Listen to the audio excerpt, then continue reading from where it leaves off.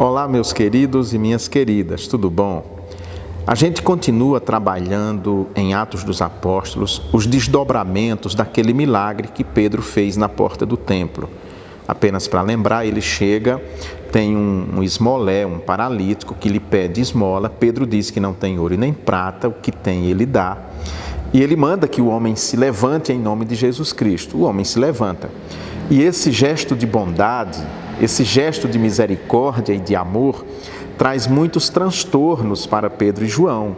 Naquela noite mesmo eles nem saem, nem voltam para casa, eles são detidos e depois são arguidos pelos chefes, pelos religiosos de então. Pedro faz um discurso longo, que nós trabalhamos semana passada. Naquele discurso ele lembra aos seus acusadores que eles foram os mesmos que entregaram Jesus Cristo à morte. E agora nós vamos ver ainda um desdobramento disso. Diz assim o texto, eu vou destacar 3 pontos. Primeiro, um silêncio ardiloso. Observando a coragem de Pedro e de João e percebendo que eram homens simples e sem erudição, eles se admiravam e reconheceram que eles haviam convivido com Jesus Cristo. Eles se admiram porque Pedro era um homem simples, Pedro era um homem rude, Pedro não tinha formação intelectual nenhuma, um homem que vivia da pesca, era um trabalhador braçal. E eles se admiram de sua confiança, de sua argumentação, como foi bem feita naquele discurso que ele fez. Isso eles reconhecem. E reconhecem também que Pedro andava com Jesus. Eles sabem disso.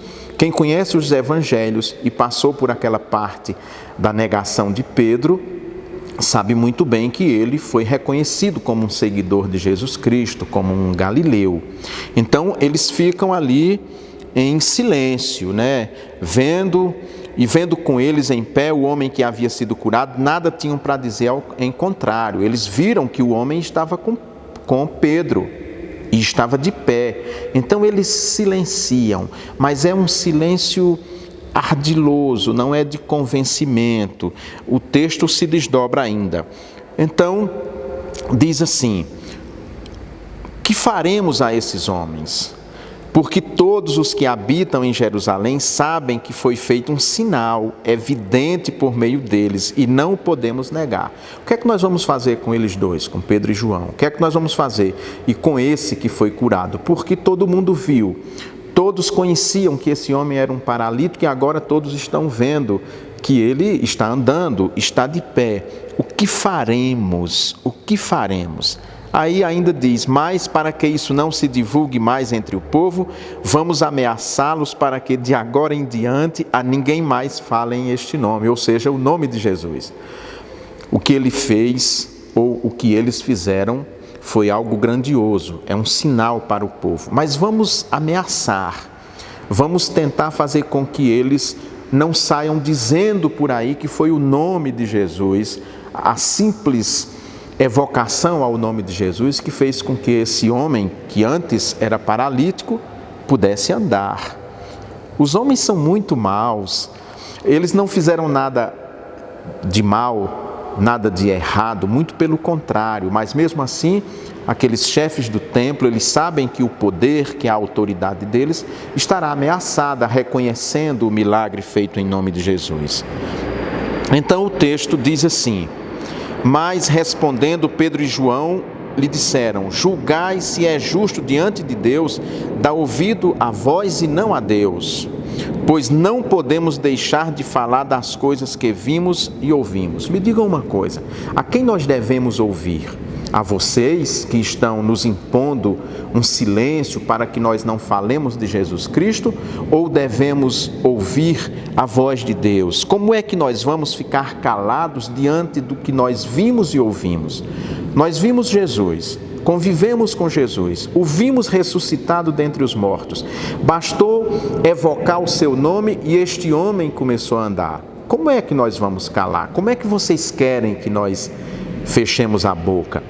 Ainda que nós fechemos a boca, as próprias pedras gritarão. Então nós não temos outra saída, nós não temos outra alternativa senão anunciar Jesus. Meus queridos, esse é o papel de todo cristão.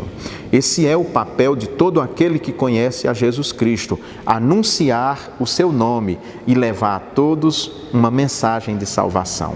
É esse texto que nós vamos trabalhar neste domingo, durante o nosso culto. Eu quero desde já convidar você que mora aqui na cidade e que não está no grupo de risco para vir à nossa igreja.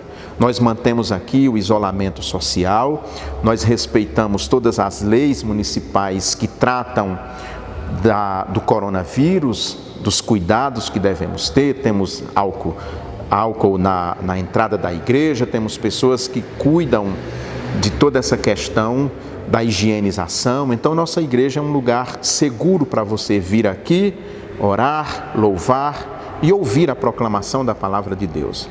Você que não pode vir, pode nos acompanhar através do Facebook, onde o nosso culto tem transmissão ao vivo todos os domingos. E eu quero convidar para que você, neste domingo, participe do nosso culto, aí de sua casa, do aconchego do seu lar. Cante, louve, ore e escute a palavra de Deus que será proclamada na nossa igreja. Desde já eu peço que você curta, compartilhe e comente este vídeo para que outras pessoas possam se juntar a nós neste domingo e participar do nosso culto de louvor e adoração a Deus. Eu aguardo você.